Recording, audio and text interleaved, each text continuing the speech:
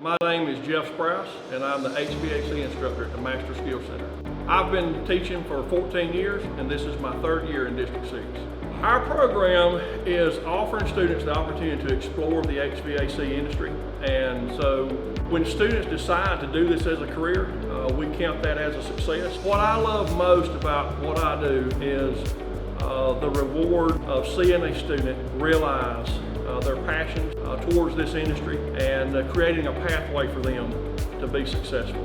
And because, that's what the Career Center did for me. I'm a product of the Career Center. In 1994, I graduated from Gaffney High School and Cherokee Technology Center out of the metal fabrication class. And so I did a co-op my senior year at a local heat and air conditioning company. I went to Spartanburg Tech and got a 2-year associate degree, and I worked that job that I got out of high school for 18 years.